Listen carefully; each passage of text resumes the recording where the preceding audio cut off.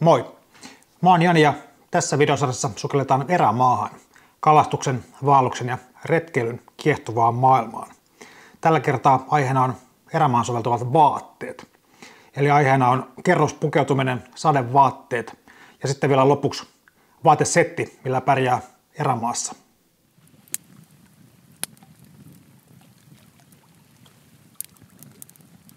Erämaassa liikuttaessa kannattaa suosia kerrospukeutumista, joka mahdollistaa mukavan liikkumisen. Kerrospukeutuminen on siitä hauska asia, että jokainen osataan tehdä sen luonnostaan. Eli ensin päälle teepaita ja sitten joku kiva blazeri ja päälle takki. Ja siinä meillä on 3 kerrosta ja kaikki hyvin. Mutta tarvitseeko kerrospukeutumisessa ottaa jotain muutakin huomioon, kun suuntaa erämaahan? Kerrospukeutumisen idea on käyttää erilaisia vaatekerroksia riippuen siitä säästä, missä liikkuu. Esimerkiksi kuoritakki ei ole aina paras vaihtoehto välimmäiseksi kerrokseksi. Otetaan yksinkertainen esimerkki. Nyt mulla on päällä ensimmäinen kerros ja tällä kertaa se on tämmöinen merinovillainen teepaita. Ensimmäisen kerroksen olisi hyvä olla ihon myötäinen ja sen tarkoitus on siirtää kosteutta pois ihon pinnalta. Nyt laitoin päälleni välikerroksen. Tällä kertaa se on tämmöinen merinovillainen kauluspaita. Välikerros toimii eristävänä ja lämmittävänä kerroksena. Se jatkaa edelleenkin kosteuden siirtoa. Hyviä materiaaleja välikerroksena ovat merinovilla, untuva ja jotkut kuituseokset. Välikerroksia voi olla useita ja se välikerrosten määrä riippuu siitä, minkälaisessa säässä liikkuu. Uloinkerros pitää sateen ja tuulen loitolla. Eli jos mä laitan tähän päälle vaikka Gore-Tex-kuoritakin, niin se on sitten se päällimmäinen kerros. Tällä kertaa mä en sitä tarvitse, koska olosuhteet täällä eivät vaadi sitä. Säädän siis pukeutumista sääolosuhteiden mukaan ja tyydyn tällä kertaa 2-kerrospukeutumiseen.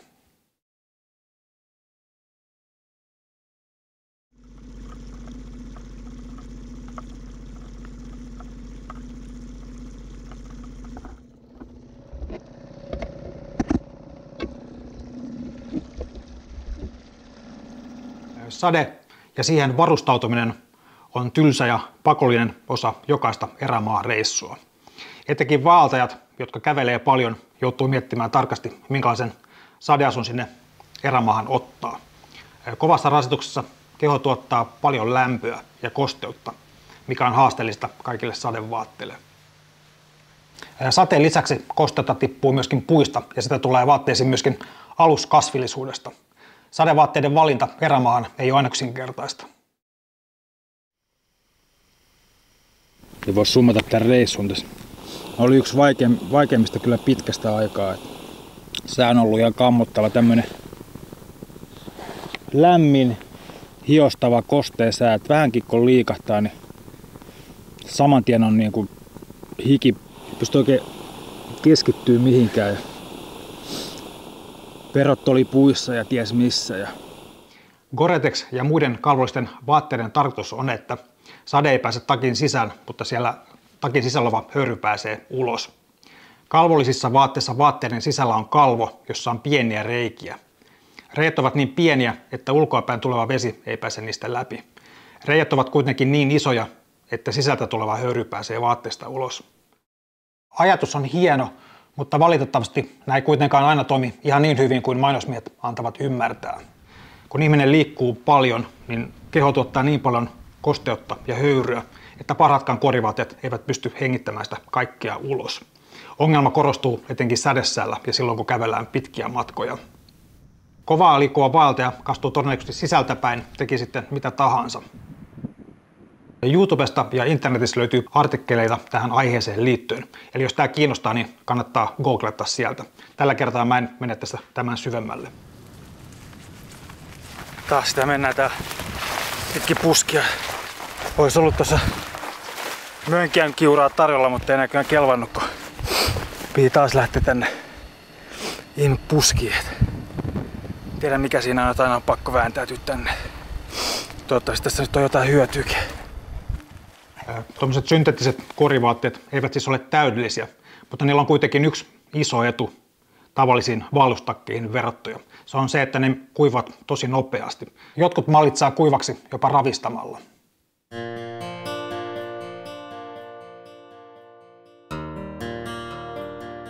Sadeviittaan on yksi suosittu ja toimiva vaihtoehto erämaan kulkijalle. Sadevitat pakkautuu suhteellisen pieneen tilaan ja sitten ne on myöskin avoimia, eli ne hengittää aika hyvin. Ne saa myöskin rinkan päälle, joten se suojaa myöskin rinkkaa kosteudelta. Jostakin sadesoista saa tehtyä jopa laavun, eli sadevitat voivat olla hyvinkin monipuolisia. Sadeviitan etu on siinä, että rinkkaa ei ole pakko ottaa selästä pois, kun sadeviitan laittaa päälle tai ottaa pois. Eli se nopeuttaa hieman sitä pukeutumista, jos sade yllättää. Siinä missä sadeviitta voi olla hyvä vaihtoehto vaeltajalle, niin sitä se ei ole kalastajalle. Kalastajalle ongelma on sadeviitan rakenne. Sadeviitassa ei ole kunnollisia hihoja ja sen pitkät lahkeet ovat koko ajan tiellä kalastettaessa. Sadeviitan alla oleva paita kastuu helposti, sillä sadeviitassa kädet tulevat helposti esiin kalastuksen aikana. Sadeviitta voi olla jopa vaarallinen silloin, kun hyppii kiviä pitkin. Sadeviitta ei ole yhtä tukevasti päällä kuin erilaiset kuorivaatteet.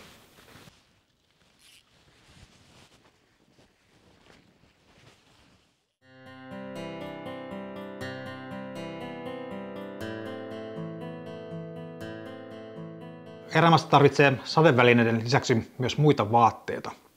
Sellainen erämaankulkija, joka kantaa mukanaan kuoritakkia, ei välttämättä tarvitse mukaan toista takkia, koska se kuoritakki on se takki. Mutta jos käyttää sadeviittaa, niin silloin on myös hyvä ottaa takki mukaan. Monen erätakin suuri ongelma on paino. Esimerkiksi tämä hieno eräilytakki, jossa on paljon taskuja, se on kestävä ja niin edelleen, mutta se painaa yli kilon. Vaikka tämä on kalvoton, niin se on myös melko hiostava, josta syystä se päätyy vaeltamisen aikana helposti rinkkaan. Takin valinnassa kiinnittäisin huomiota takin painoon ja taskujen määrään. Oma tarve ratkaisee luonnollisesti sen valinnan. Itse mä käytän takkia kaikkein eniten silloin, kun en vaella. Ja sen takia se takki on aika usein siellä rinkassa. Ja sen takia sen takin painolla on itselleni paljon merkitystä. Vaeltamisessa mä pärjään yleensä pelkällä teepadalla, jonka päällä on sitten poolopaita tai sitten vaikkapa tämmöinen merinovilainen kauluspaita. Jos tuulee, niin sitten mä käytän yleensä vielä näiden päällä tuommoista kevyttä juoksutakkia. Semmoinen juoksutakki painaa 200 grammaa ja se pitää hyvin tuulen ja viiman ulkona sieltä takin sisältä. Jos sattuu satamaan, niin sitten mä kaivan esiin vielä tuommoisen kevyen Gore-Tex-takin. Housuvalintaan vaikuttaa myös se, mitä erämaassa tekee. Paljon merkittyjä polkuja pitkin tallaava tarvitsee housulta erilaisia ominaisuuksia kuin kalastaja, joka rämpii pajupuskien keskellä. Erämaakalastajan kannattaa valita housuksi sellainen malli, jossa sen housun lahkeen saa kengän varsien päälle. Tässä kuvassa näkyy hyvin tämä asia.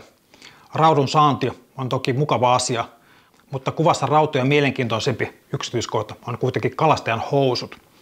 Vaikka sade onkin ohi, niin aluskasvillisuus kastelee tehokkaasti kalastajan jalat. Siksi sillä on väliä, saako lahkeet kengän päälle vai ei. Vaeltaja arvostaa housussaan hengittävyyttä. Siksi tuommoiset kalvolliset housut eivät ole välttämättä paras vaihtoehto vaeltajalle. Tuommoisissa hengittämättömissä housuissa saattaa tulla helposti rakkoja. Myös housujen suhteen olen päätynyt samanlaiseen ratkaisuun kuin takkienkin kanssa. Eli mä käytän kalvollisia housuja vain silloin, kun on pakko. Poutakelillä päällä on kevyet ja hengittävät vaellushousut. Ne on huomattavasti mukavammat kuin kalvolliset housut. Kevyitä kalvollisia housuja voi huoletta kantaa mukanaan, sillä ne eivät paina juuri mitään.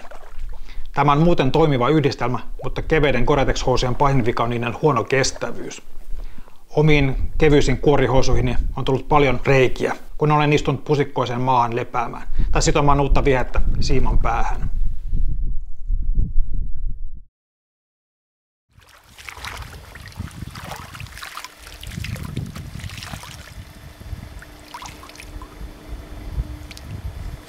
Pakko välillä pyykätä. Sellainen hiehaju, että ei itsekään enää kestä. Toivottavasti nämä kalat, jos tässä lätäkössä on, niin ei kuole tähän. Vaatemateriaaleina kannattaa suosia luonnon materiaaleja. Merinovilla on hyvä vaihtoehto moneen paikkaan. Ne ovat lämpimiä ja hengittäviä, eikä ne rupea haisemaan yhtä paljon kuin kuituvaatteet. Ja se toimii hyvin sekä kylmässä että lämpimässä. Kosteakin merinovillainen paita tuntuu iholta kosketuskuivalta. Huonoja puoliakin merinovillasta löytyy. Monesti merinovillaiset vaatteet eivät ole yhtä kestäviä kuin kuituvaatteet. Monesti merinovillan sekaan onkin laitettu jotain muuta materiaalia, jotta se kestäisi käyttöä paremmin. Merinovillaiset vaatteet ovat myös melko painavia, mutta painon myötä ne toki lämmittävät hyvin. Hintaakin niillä on monesti kuituvaatteita enemmän.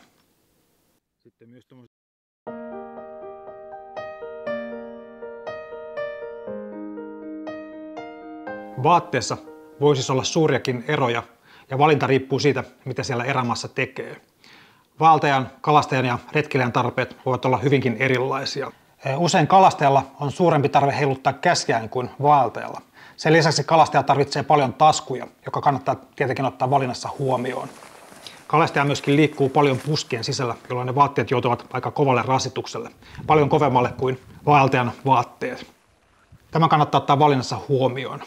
Sadevaatteista ei ole hyötyä, jos niissä on reikiä. Vaeltajalle tärkein kriteeri sadevaatteessa saattaa olla niiden paino. Hiostavissa vaatteissa ei ole kauhean kiva vaeltaa, ja sen takia ne sadekamat löytyy yleensä sieltä rinkasta, paitsi silloin kun sataa vettä. Eli vaeltajan kannattaa ottaa sellaiset sadevaatteet mukaan, mitkä ei paina paljon. Retkeilijän, joka liikkuu moottoroimin ja kävelee lyhyitä matkoja, niin ei tarvitse tämmöisiä juurikaan miettiä. Retkeilijä voi myös huoletta käyttää raskaampia sadevaatteita.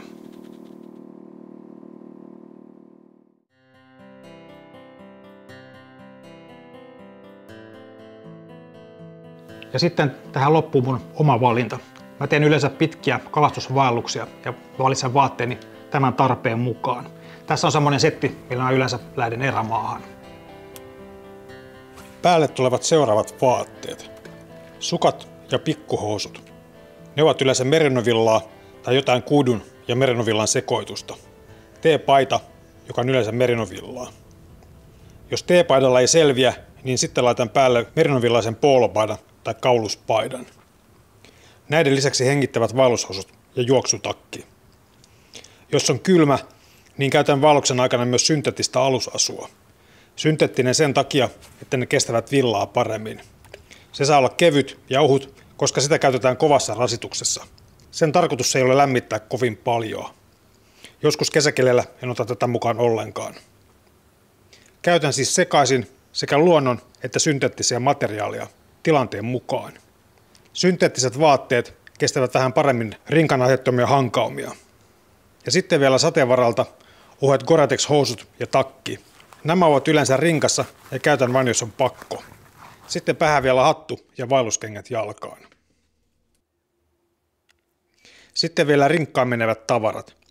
Toiset sukat, pikkuhousut ja teepaita. Vaihdan nämä yleensä reissun puolessa välissä. Jos on tosi pitkä reissu, niin sitten myös pesen vaatteita. Pitkät merinovillaiset kalsarit, joita käytetään leireillessä, kalastettaessa ja nukkumisen aikana. Näiden kanssa en yleensä vaella. Untuva takki tai liivit. Sitten vielä ohuet villasukat ja pipo. Näitä käytän nukkumisen ja teltassa oleluun. Ne suojaavat myös makupussia lialta. Pipon saa myös nukkuessa silmille, jos on kirkas ilma. Rinkasta löytyy myös taukokengät, ne on yleensä Crocsit. Näiden lisäksi mulla on vielä sitten kotisetti, mihin kuuluu sukat, pikkuhousut ja teepaita. Näiden materiaaleilla ei ole niin hirveästi merkitystä, koska ne on varattu vain kotimatkalle. Ja laitan ne päälle siinä vaiheessa, kun on päässyt reissun jälkeen käymään suihkussa. Mutta tästä oli tämä ohjelma. Kiitos taas paljon katsomisesta ja ensi kerralla joku toinen aihe. Moikka!